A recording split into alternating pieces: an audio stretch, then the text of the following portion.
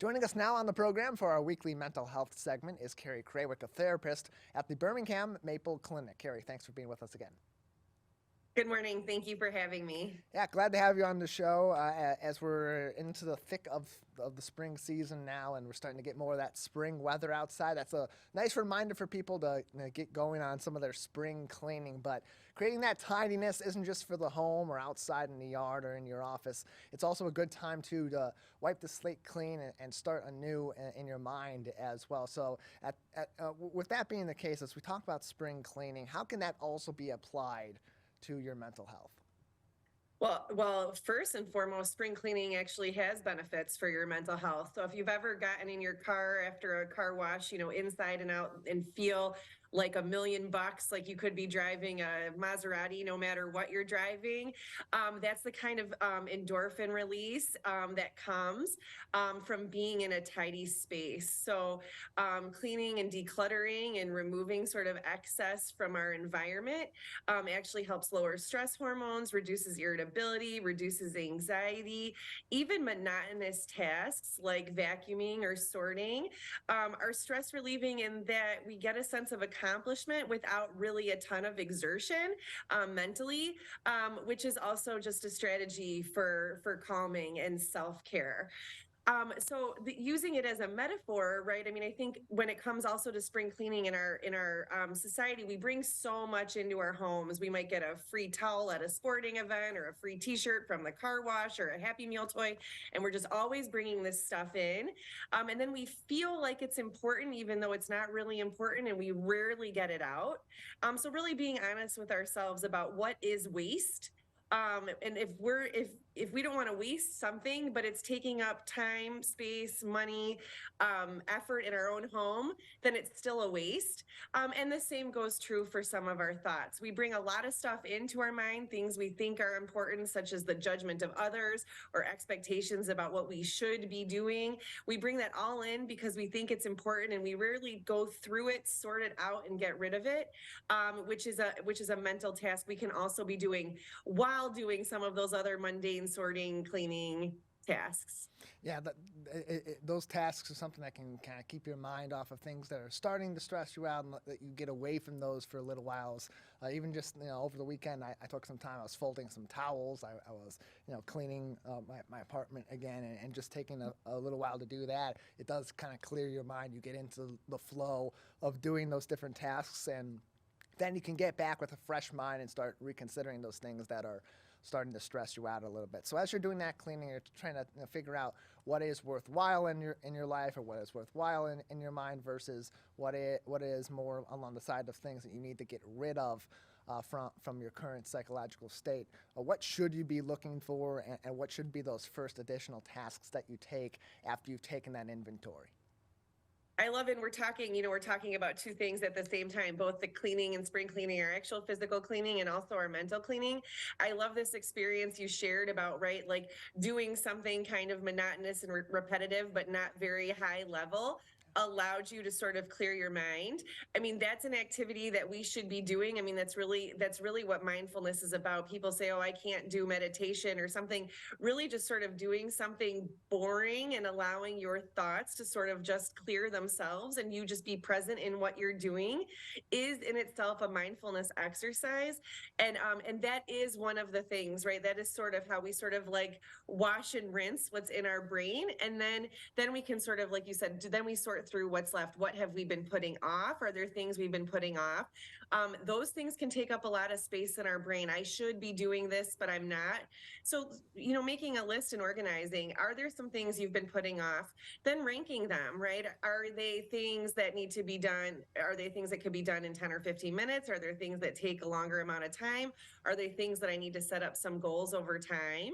And then look at your schedule and your routine, both for doing the actual tasks of cleaning, but also these other things that come up in our mind.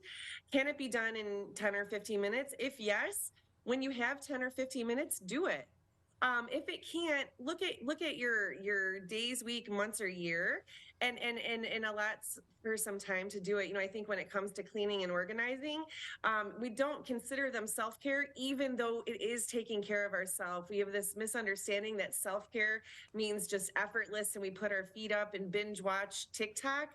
That's not really self-care. Self-care is also doing something rewarding and productive, even if it takes effort. So like you said, looking at, we had beautiful weather last week, looking at your schedule. Okay, like a good self-care strategy for last Saturday was cleaning out the garage, right? It feels awesome. It was outdoors and it was rewarding.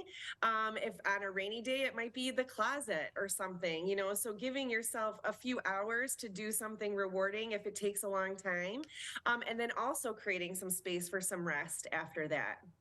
We're joined by Carrie Krawiec on today's edition of the Megacast, a therapist at the Birmingham Maple Clinic, who joins us every Thursday for our weekly mental health segment. You can find all of those on demand on our website on civiccentertv.com/Megacast, and get in contact with Carrie and the professionals at the Birmingham Maple Clinic on their website, birminghammaple.com. Carrie, as we compare spring cleaning to spring cleaning our minds, that connection between the home and your mind, you've mentioned it a little bit already, but just how much of a reflection can that space that you make your own really be, or as much of an indicator on what is going on in your mind and what is your current mental state? If your home is messy, does that usually correlate to you have a little bit more clutter in your mind as well, and vice versa? Perhaps. Well, there are some indicators. Like I said, a clutter-filled, untidy home does increase stress hormones. People experience more stress hormones. A clean home releases endorphins and those positive hormones. Women in particular, even just looking at pictures of untidy homes creates depression and anxiety, negative thoughts. There is some research now on people who even just view clean talk TikToks are getting a little shot of dopamine, even from watching a couple second video. Now, keeping in mind those people spent hours cleaning to give you a little, 4-second glimpse into their lives. But, I think too, and also just in relationships, it's lost, it's irritability, finding something that's lost, fighting with each other, maybe even having to replace broken things or lost things. So there's like financial strain, there's stress in the family. We might be shouting or irritable, things like that, which are also going to lower our mood. And I like you said, this like sort of metaphor too, something like a junk drawer. We take shortcuts and we try to just be fast in our lives and drop something in. But the reality is that what I found this weekend is I opened up one junk drawer, cleaned it out to find out, well, if I'm putting something else away, that drawer's kind of junky too, right? And so we just not taking time. So I think like the value of something, or saying to bring the mental connection, something like therapy or devoting some time to something, say, for example, journaling or something, helps us to really put stuff away, right? What is in here? And where does it go? Where does it belong? Is it something to save? Is it something to learn from? Or is it something to throw away and let go of? And a real metaphor for our mind, taking time and space to say, what is even going on in here? Where does this come from? Where did I learn this? Whom has led me to believe this? And do I need to continue to believe it? Or can I say, hey, that's false, and get it out of here? You can call the team at the Birmingham Maple Clinic at 248-646-6659, or send them an email, info@birminghammaple.com, for more information on ways to get in contact with them and to ask any of the questions that you may need from a variety of therapists with a variety of different areas of expertise. Carrie, you also specialize in family therapy and in marital therapy as well. And so when you're getting to this time of the year and you are cleaning out those homes, you mentioned cleaning the garage last weekend was great for that. It looks like it's going to be the same case again this coming weekend. Turning those activities into a family activity or into an activity with your partner, how can that also benefit those relationships and weeding out some of the issues that might be in those dynamics? Sure. Well, certainly, just creating a joyful experience of something, even like we said, sort of repetitive or a family tradition, that positive involvement is a good thing for families. It also just creates the good habits. Like, do we have some sort of together time or routine each day for putting things away? And then it isn't just one person, screeching, "This place is a wreck. I need to put it all away," but doing it together and being able to offer that verbal praise, that encouragement, those positive reinforcement, those interactions that are so rewarding for both the giver and the receiver. Again, creating a routine. We do declutter and those kinds of things this time of year. Outside everything's kind of new and fresh. Plus, everyone last week I think was experiencing more energy and more positive, excitement about kind of the new season. And so using that at this time of year helps set the stage. But the problem is we just don't do the best job keeping it up. And so again, maybe creating, like I said, a routine, maybe one weekend a month, one week when we do the garage because it's a beautiful first day of spring. But maybe in August we do the basement when it's so hot outside and we can just be someplace cool together, but sorting through, some stuff at that time of year, or looking, at November and going through the pantries and old food and getting rid of stuff as we approach the holidays. Kind of being mindful and aware, what does this time of year need, and dedicating some time to declutter something then, as opposed to trying to do it all at once, which can just be overwhelming.